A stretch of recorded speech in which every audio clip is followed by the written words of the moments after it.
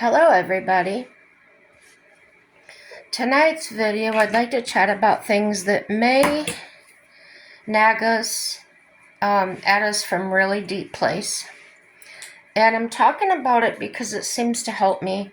And I realize this is going out to the world probably.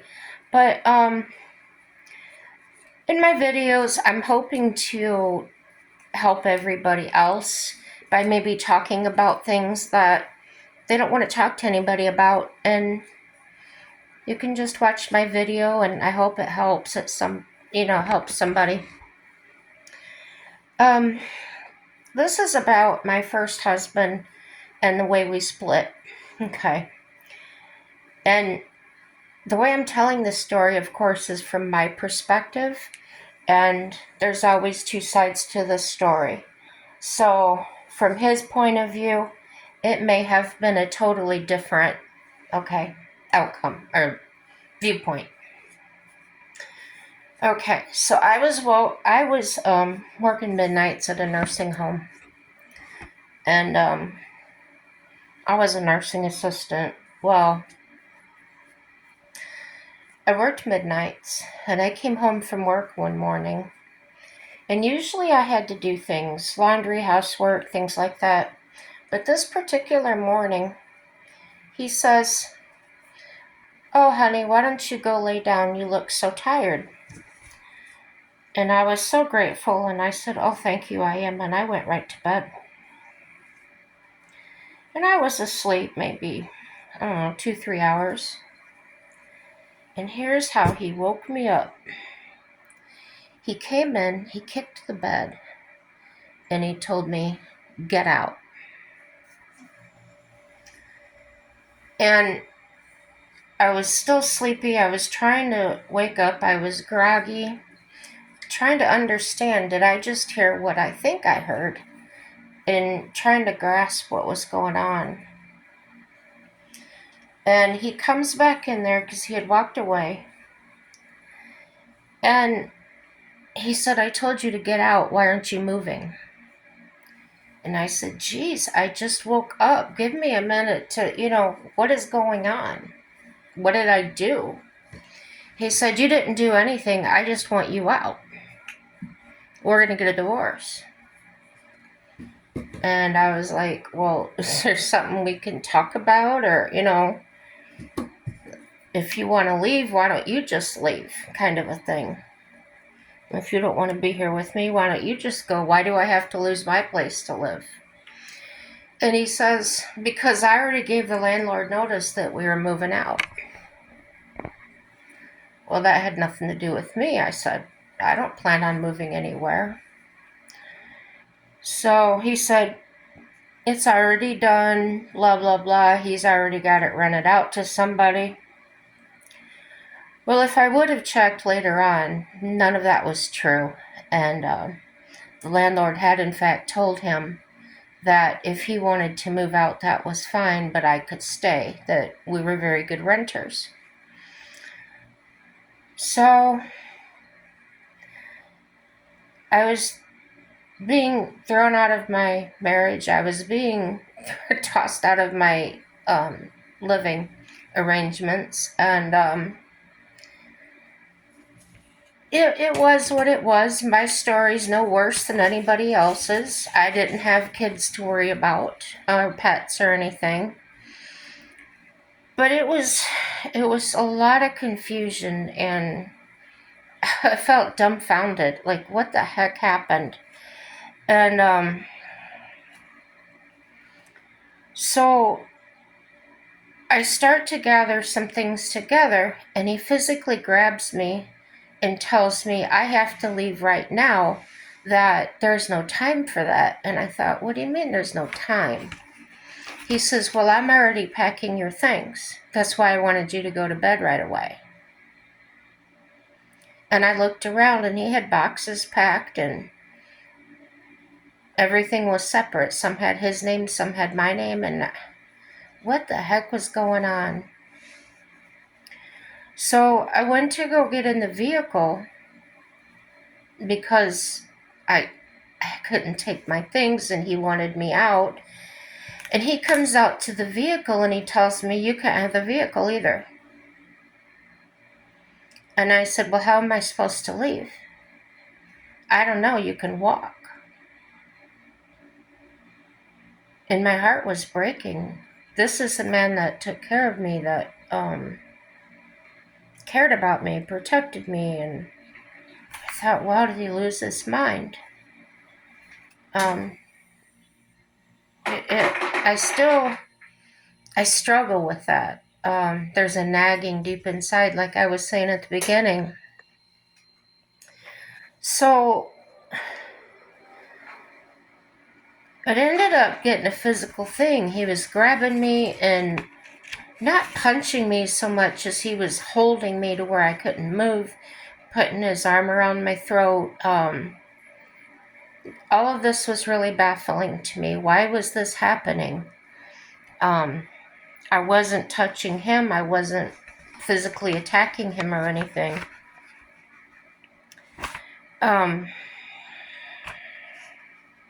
Give me just a second.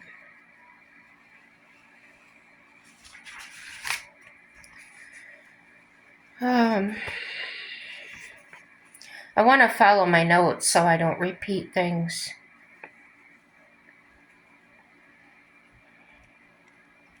Yeah, he ended up, I went back inside to, I just started grabbing laundry baskets and throwing clothes in. It was the fastest thing I could think of to just, I don't know what I was going to do. We didn't have cell phones back then. We had the landlines, and our landline, he had already had the phone shut off and everything else. I don't know when he did these things because, like I said, I worked midnights and I slept during the day.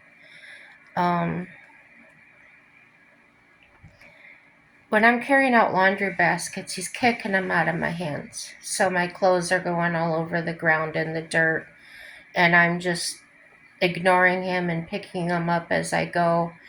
I did get to take the vehicle finally. He said, I just want you gone so bad. He goes, go ahead and take it. So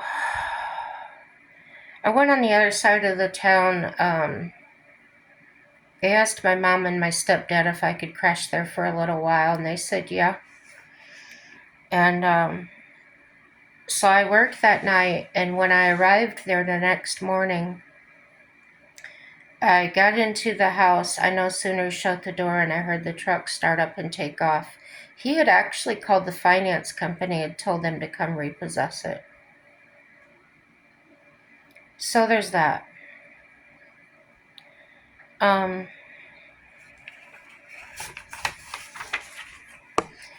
get to the point why this nags me so deep. I was feeling so lost, confused, and hurt. Later on, I don't know, 6 months, a year, I did end up getting a car in a one-bedroom apartment. Well, he found out, I assume from a family member, where I was at. And he come over and he asked me if I needed anything. The thoughts that were swirling through my mind. And yeah, he had quite a bit of things that did belong to me. The furniture my parents gave me, all kinds of stuff, which I didn't know what he did with it. It wasn't in the apartment when we moved out.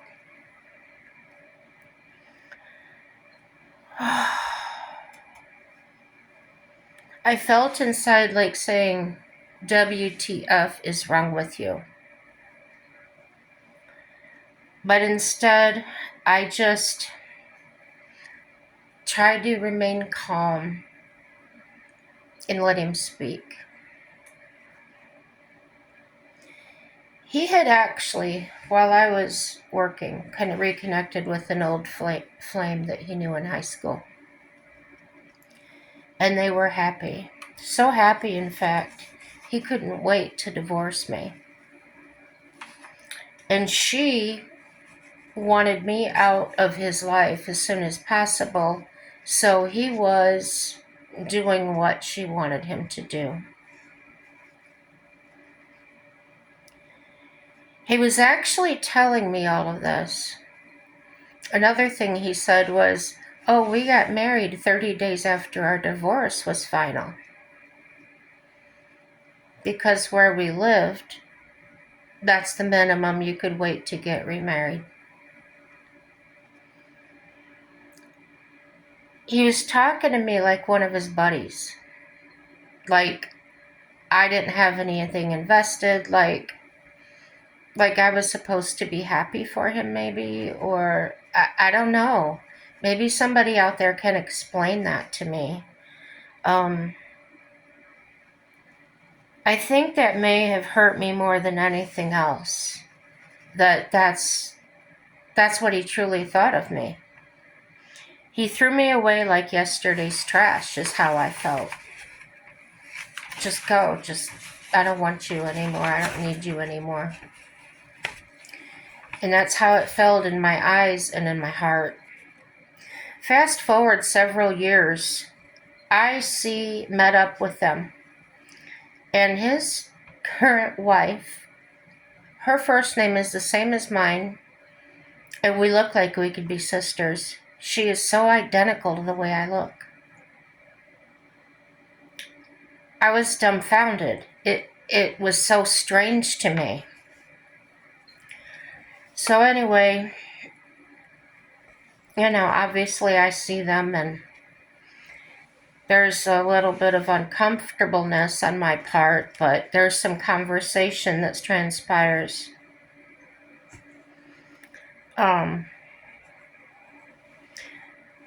During this meeting, we decided to keep in touch. There was connection on Facebook, whatever, no phone numbers, addresses, anything like that. And keep in mind, some of the decisions I made then, I don't dwell on things. I don't like to keep holding something against someone. I was trying my darndest to just let go. And I had let go of the relationship. I had let go of everything to do with that. But what I was struggling with was, how could someone be that way and then here, because now this is what they're doing.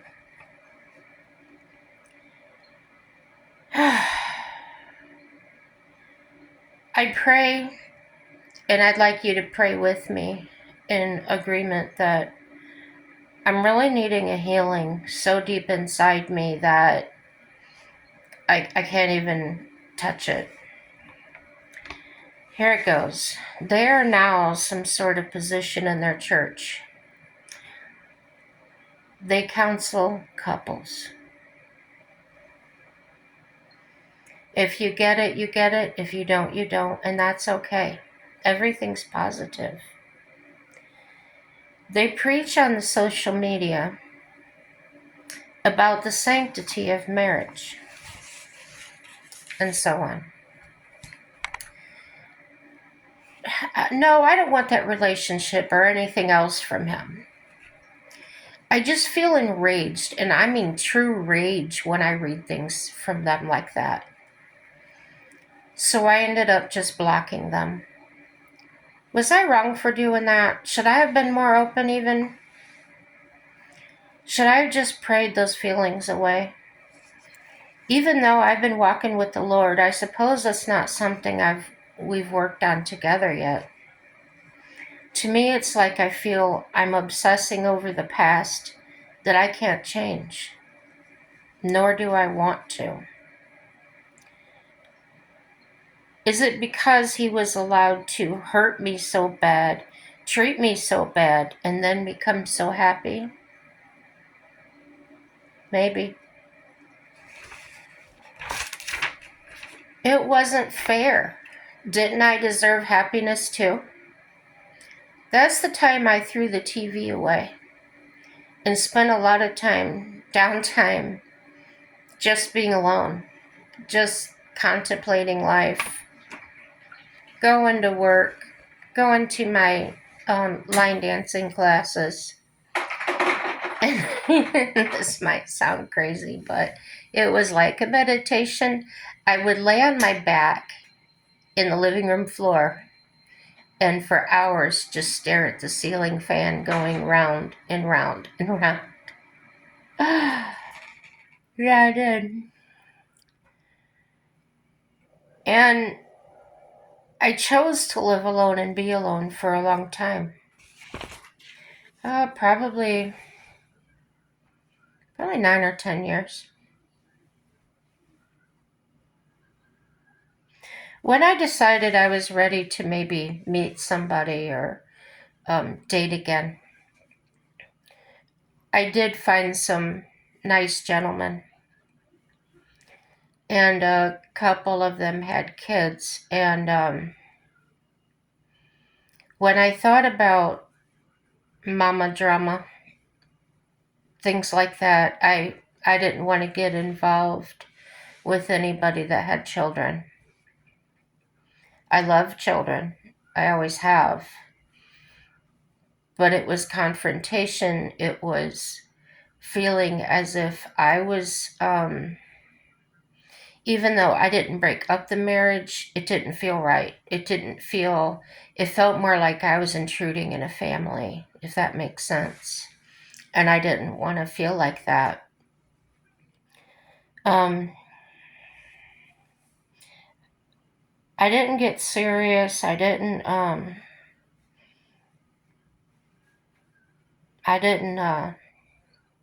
sleep with anybody or anything like that. Um, but like I said, I did meet some nice people that we go out and have a good time and go to dinner and stuff with friends. And instead of feeling hurt, even though the hurt was there, it never went away. No matter how happy or good time I was having, it was just there all the time. It grew with me. Um, yeah. So after my second marriage ended after 6 years, the same timeline, uh, that was when I got married. Then I think I was 30, about 30. And my timeline isn't adding up. Maybe I wasn't single 10 years yet. Anyway, it doesn't matter at this point. You get the picture.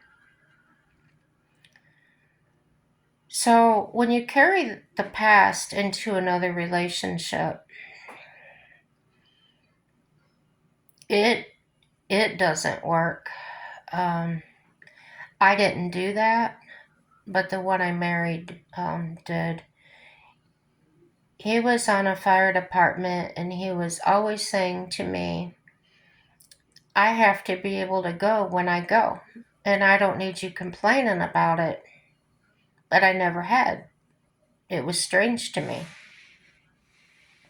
He would say things to me like that had nothing to do with our relationship whatsoever. And I felt dumbfounded, like, where did that come from? Um, he even a couple of times called my nephew by his ex's kid's name. Just weird. I wonder what goes on with people. And that's where I was at today after my workout at the gym, and